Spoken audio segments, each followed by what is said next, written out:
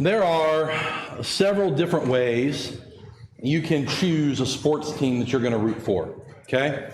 The most common, normal way is based on geography, okay? Most of you grew up in East Central Ohio, Northeast Ohio, and had the curse of being Browns fans, and you've lived that and experienced that. I, on the other hand, about an hour south of here, I had the curse of growing up a Cincinnati fan, which isn't a whole lot better. So you had Tim Couch, we had Achilles Smith, we understand pain together, okay? We've been down that road before. Occasionally, someone will pick a sports team based on some type of personal connection. For a long time in high school and college, I followed the Vanderbilt Commodores. Why? Because a good friend of mine that I played high school football with got a full scholarship to play for Vanderbilt. He's about 4 years older than me, went to watch him play several times, and even after he'd graduated, it kind of became like an adopted team. I had a personal connection. And then there's the worst way, and you know people like this. We call them front runners, right? They pick the team that's good, that they think is going to win, and they root for them until they're not good anymore, and then they pick another team that's good, and they root for them. When I was a kid, half the people I went to school with were Cowboys and 49ers fans. Why? Because they were winning Super Bowls, and the Browns were, well, they're about like the Bengals. The same reason that my son goes to school with a bunch of Patriots fans, right? Because they're popular, they win, they're successful, and you just kind of pick the one that you think is going to help you feel good. That's probably a weird place to start, but we're going to be in Matthew 27 today. Matthew 27, and we're going to be looking at the story of a man by the name of Pilate. And as I read Pilate's story over the last couple weeks, preparing for this message, I couldn't help but think Pilate was definitely a front runner. If Pilate was alive today, he would be the guy rooting for all of the good teams and then changing teams when he thought he wasn't going to win. He's a guy who has no loyalty, a guy who has no commitment to anything, who makes his choice based on, this is what I think will be best for me in this moment, and then I'll change my mind later if I need to. He's a little wishy-washy, so to speak. So we're going to pick up reading about Pilate, and I knew I was going to kick that. I should have moved it. I'm sorry, Wade. I'm going to put it up there. Big feet. We're going to start reading in verse 11 of Matthew chapter 27. It says, "Now Jesus stood before the governor," that's Pilate. Jesus standing before Pilate. "Are you the king of the Jews?" the governor asked him.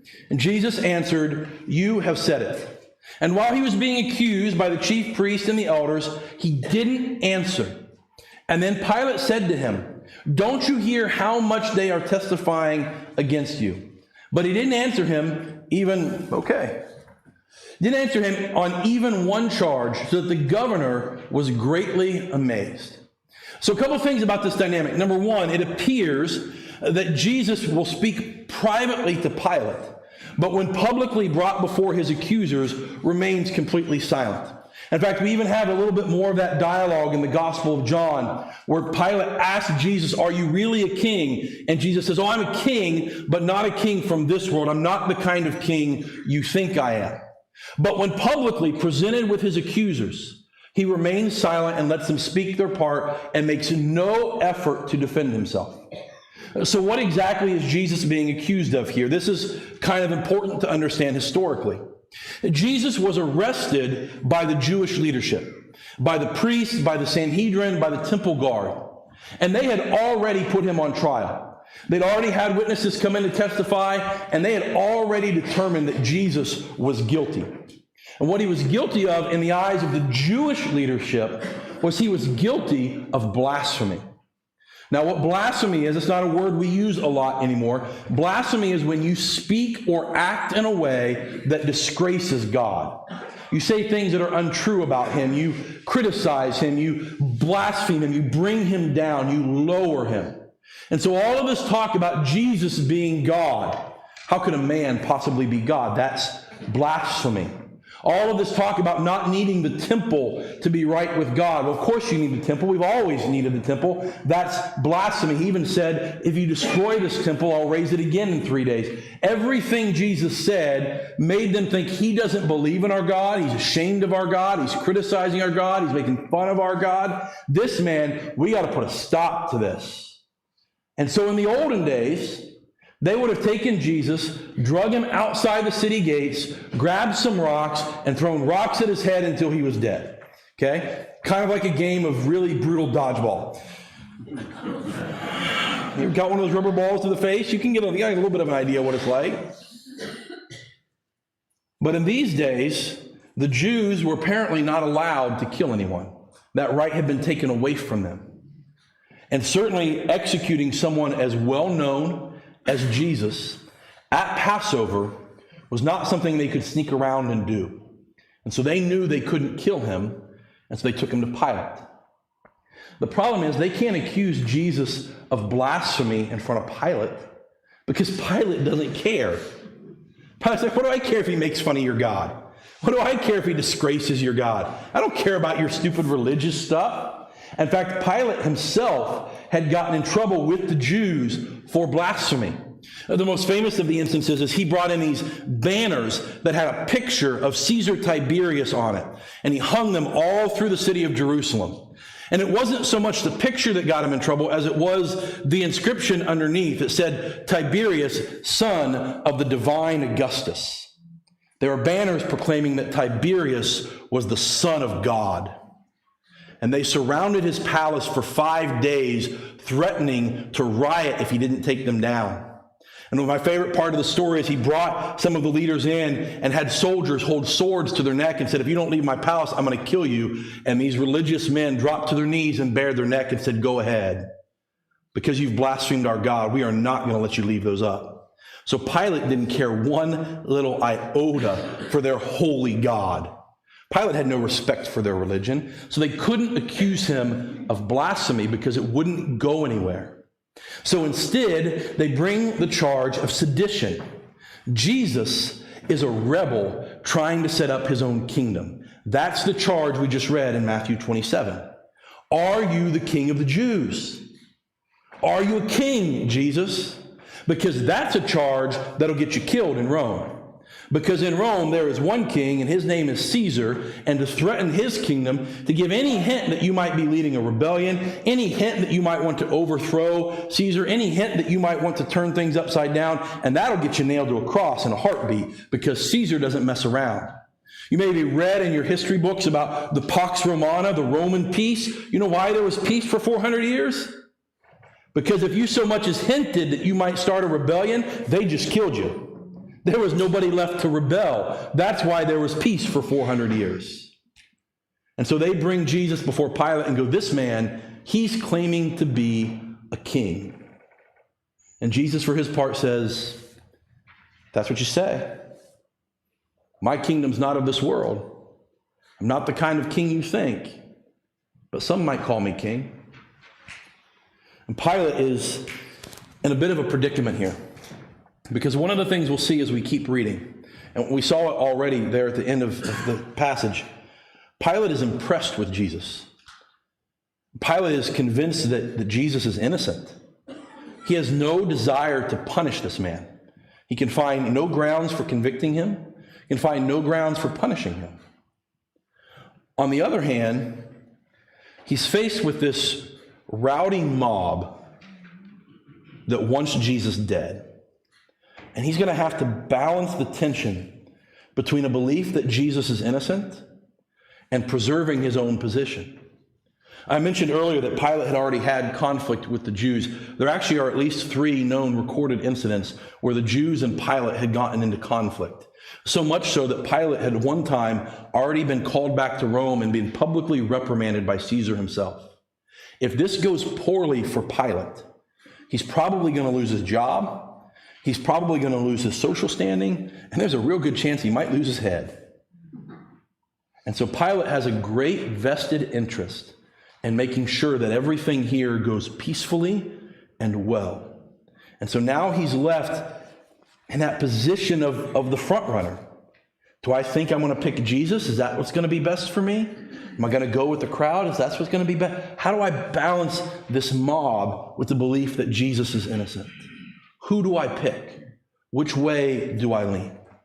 And so 2 different times in Matthew's account, Pilate tries to kind of walk the middle road. The first one here, we'll pick up reading in verse 15. He says, at the festival, the governor's custom was to release to the crowd a prisoner they wanted. At that time, they had a notorious prisoner called Barabbas. So when they had gathered together, Pilate said to them, "Who is it you want me to release to you, Barabbas or Jesus, who is called Messiah?" For he knew they had handed him over because of envy. And while he was sitting on the judge's bench, his wife sent word to him, "Have nothing to do with the righteous man, for today I have suffered terribly in a dream because of him." The chief priests and the elders, however, persuaded the crowds to ask for Barabbas and to execute Jesus. And the governor asked them, "Which of the two do you want me to release to you?" "Barabbas," they answered. This is Pilate's first kind of gambit. I'm going to take this custom that we have, this ritual tradition where we let one prisoner go at Passover, and I'm going to make Jesus the one that I let go. And see, the idea here is I can still convict Jesus. I can still declare that he's guilty. I can still sentence him to death, but I don't have to actually kill him. So I give the crowd what they want. I can tell Caesar, listen, I convicted this man who was a rebel. I gave him the death penalty. It's not my fault he got to go free. Pilate thinks he's found this middle road where I can say that Jesus is guilty. I can protect myself on that end, but I also don't actually have to kill this man that I'm pretty sure is innocent. You can see Pilate waffling back and forth between the two paths, trying to figure out a way to have the best of both worlds. There's just one problem. He underestimates the influence of the chief priest. The priests go about the crowd, and when you read it in the text, it's easy to kind of just skim over it, but you imagine them kind of starting these little side conversations. You're not going to let Jesus go free, are you? You're not going to allow them to release that guy. That guy's going to get us killed. You're not really here to support Jesus, are you? And all around the crowd, it says they stirred up the crowd. You've ever seen those mobs on TV, the rallies where mob mentality is a real thing. You get people excited about something and they will do dumb stuff. That part of your brain that goes, I probably shouldn't be here. It turns off and goes away. And they get them, everybody, and we want Barabbas. Really? Barabbas? This longtime criminal? This guy who probably is friends with the other two guys who are nailed to a cross beside Jesus? This guy who's got a laundry list of things he's done. You want that guy? Give us Barabbas. And Pilate tried to find this middle road where he could both let Jesus go free and satisfy the crowd. And it didn't work because they didn't want Jesus. They wanted Barabbas. And so he tries again.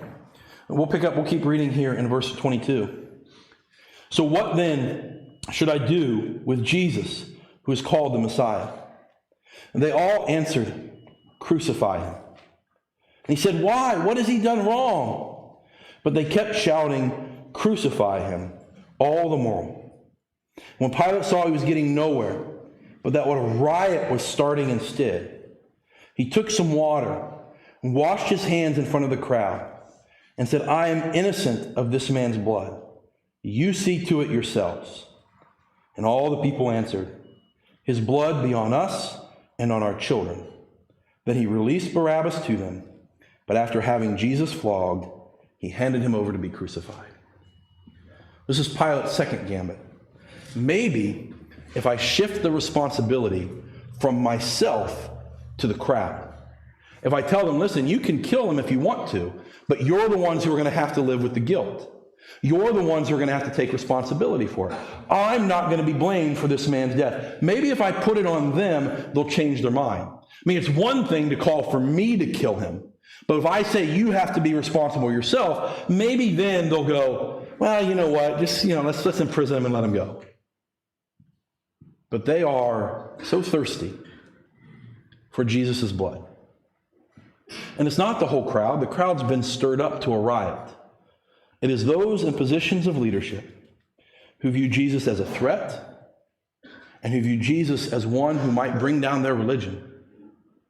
The blasphemer, the one who calls himself God, the one who's been going around saying, I am the bread of life, I am living water, I am resurrection and life. The one that the crowds follow, the one that they cried Hosanna to and he accepted their worship. That's the guy they want to get rid of because he's a threat. He's a threat to them. He's a threat to their rule. He's a threat to their people. And Pilate's not going to get off so easy by washing his hands in a bowl of water and saying, listen, I'm not going to kill him, but I'll let you if you want to. And they go, fine, we'll take responsibility. His blood can be on our head. We'll take the blame. We just want him dead.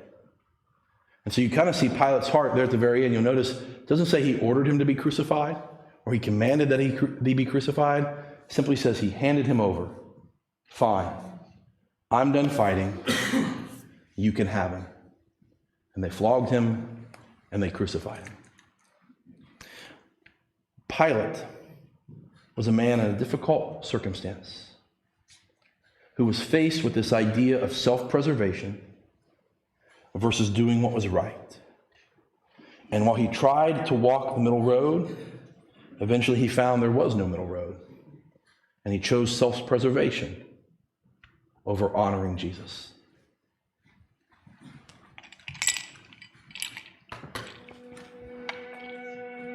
I worked hard for power, played the game well, did all the necessary bidding. I compromised here and there, but only with the promise of the greater good on the other side.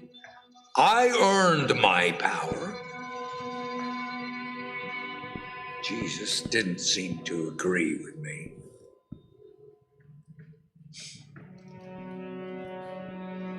The day he appeared before me,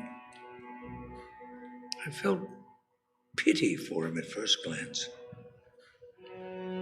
He's quiet, unassuming, unsettling to be around. He challenged my power. Privately, I might add, more than anyone ever had. Certainly more than anyone whose life I held in my hands.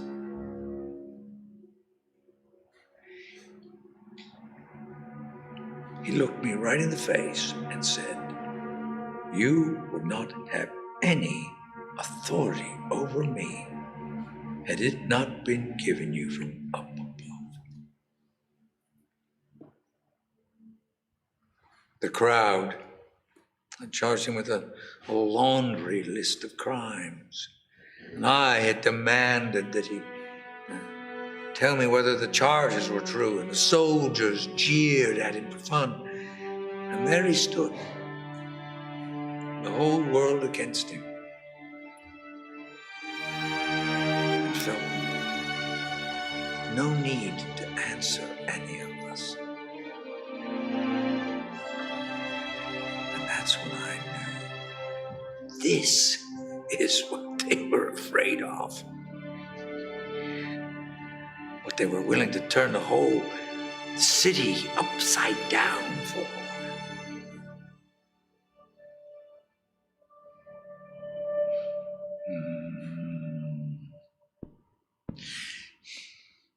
I saw the blood pool at his feet. His eye swelled closed. His lip split. Right there.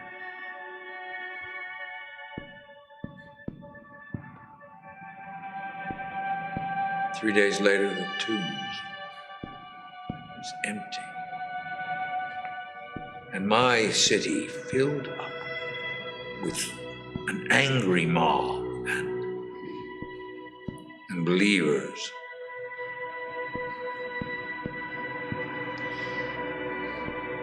I don't call myself a believer, but I know this one thing to be true.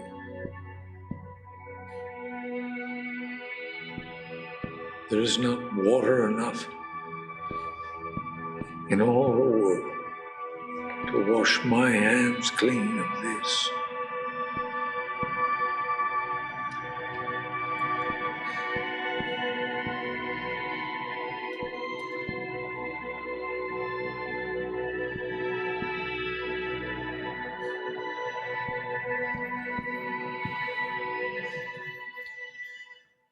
I want to focus on what he says there at the end.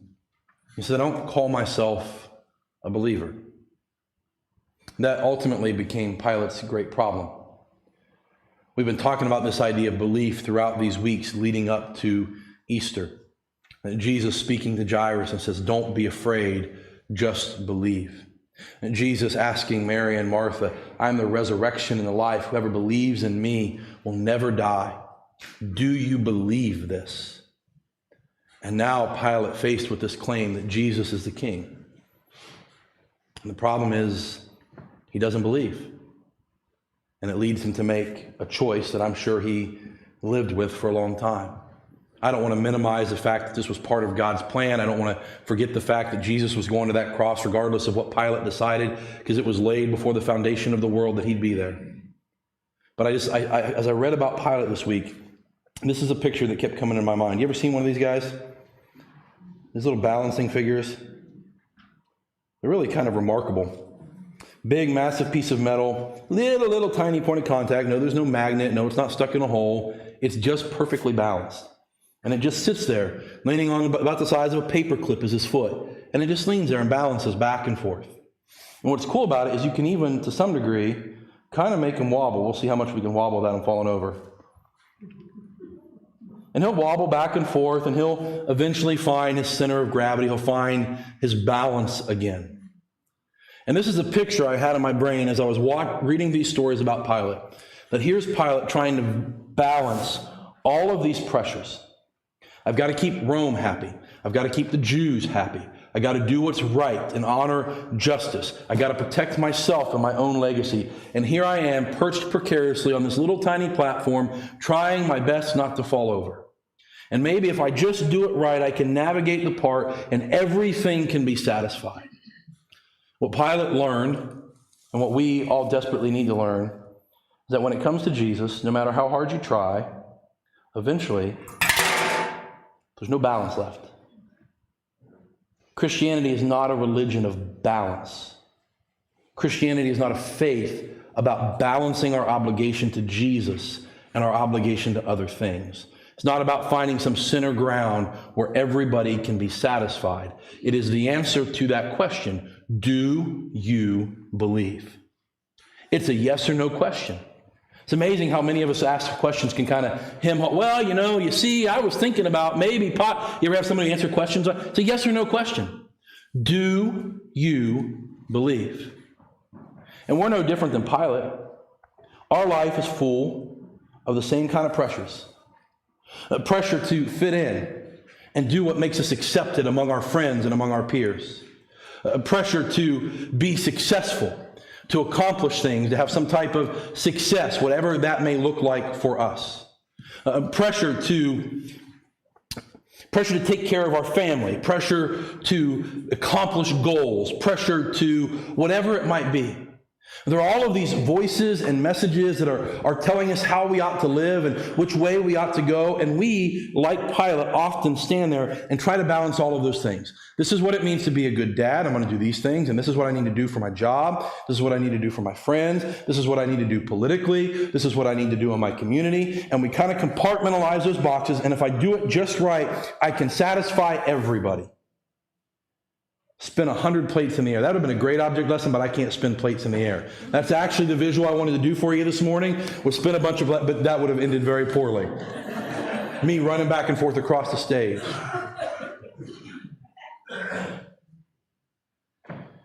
What Pilate discovered is, there comes a point where you got to make a choice. You can't satisfy everybody. You can't listen to every voice. You can't keep wobbling back and forth. At some point, you have to make a choice. Do you believe? And if the answer is no, the answer is I don't believe in the resurrection. I don't believe Jesus is who he said he was. I don't believe Jesus is king. Then quite frankly, you're wasting your time here, folks. You should get out of here and go to lunch before the crowds hit, okay? You got an early bird special across the street at the mill. You should just go ahead and go. Because if the answer is no, I don't believe Jesus is who he said he was, then what's the point? But if the answer is yes, Or at least I'm thinking yes. I want to know more. The answer is yes. Then that means Jesus gets our everything. That means that when I have to choose between my job and Jesus, I choose Jesus. When I have to choose between the pressures of my political party and Jesus, I choose Jesus.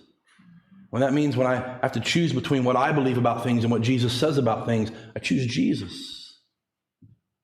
It's not a kind of faith where we just take all of these different things and balance them together and have a nice, well-balanced life. Jesus talks about this over and over and over again. He says things like, if anyone wants to come after me, he must deny himself, take up his cross, and follow me. That's not a discipleship of balance. He says things like, when anyone decides to build a tower, he should first calculate the cost and make sure he can afford to finish the tower. Otherwise, he'll look like a fool because he only got halfway done. In other words, don't come follow me if you can only follow me halfway. That's the message of the teaching. It's a yes or no question. Do you believe that Jesus came, that he lived, that he died, and that he rose again, and that God seated him in glory and crowned him the King of all kings? If the answer is yes, then he gets everything we have to offer. He's king. And if the answer is no, then what are you doing? This is not how we're meant to live our life. Wobbling back and forth, balancing between voices, trying to make it work. We're meant to be all in. I used this illustration a long, long time ago. I don't know if I've used it here or not before, but it's been the best way I've ever thought about what it means to be a follower of Jesus, what it means to truly believe. So if you've heard it before, I apologize. Hopefully it'll be interesting a second time. There are two different ways to get into a swimming pool. You know this? There are the wrong way and the right way. Most of you get in the wrong way. The way you get into a swimming pool is you walk up and you put your toe in and you go, "Oh, it's cold!" Woo. Then about 5 minutes later, you come over and you get one step down and you're like, "Oh, it's cold, it's cold, it's cold, it's cold!" You know people get in the swimming pool like this? It takes them like 20 minutes to get in the pool. They're like wading in step by step and shivering. I'm so cold, I'm so cold. And then there are the smart people who are like, I know it's cold. And I'm just going to run and jump off the diving board and go, cannonball! And I'm just going to get it over with. You know the problem with the people who tiptoe their way in? You know what happens to them most of the time? They never actually get all the way in, do they? Somewhere along the line, they decide it's too cold, and they go sit on the dock and put a towel over them. But the cannonball guy is all the way in.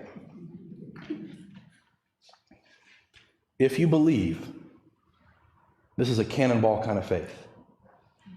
I'm in. All the way.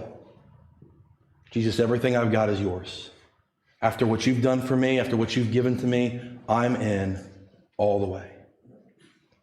And so this week, as we approach Easter, that's your question. That's your homework. Do I believe?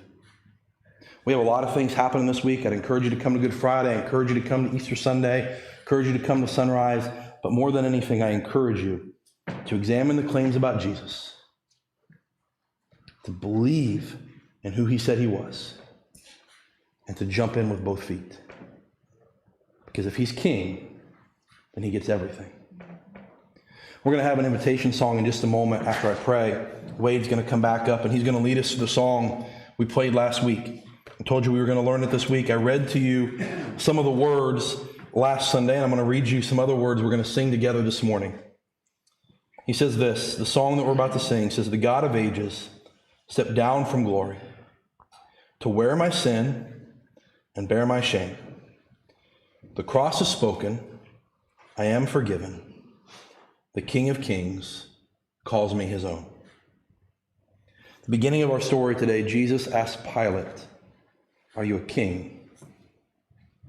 And Jesus said, well, if you said it. He is a king. He's a king who came to rescue all who would believe in him. He's a king who came to call us his own. He's a king who came to die on a cross to declare that you were forgiven. Do you believe this? If you feel like you need to make a public profession, you want to confess for the first time that you do believe that, I'll be waiting for you right down here. If you're watching along at home and you're wondering about this, and you're like, I think I believe, I want to talk to somebody about this, send us a message, leave me a comment on the stream, and we'll respond to those. I want you to have that opportunity. And for the rest of us, we sing this song as a proclamation, because when we believe, Jesus becomes our hope. He becomes the one who's conquered death. He becomes the one that we cling to no matter what life brings to us. The cross declares we're forgiven. The King of Kings calls us his own. Father, we thank you for the example of Pilate. We thank you for his love. We thank you for his actions. We thank you for his mistakes that we can learn from. We thank you that through him we see the struggle of indecisiveness. We see the pressure of trying to make it all balance. And God, I pray for us that we would learn from his mistake, and that we would jump in with both feet. We wouldn't waffle back and forth trying to balance all the voices and all the pressures. Rather, we would submit to his authority and find that in Christ is all the grace and all the love we've ever been looking for. God, the truth is, we do believe. We believe you are a living hope. We believe you are the one who sets us free. So we sing this as a proclamation together this morning. In your Son's name, amen.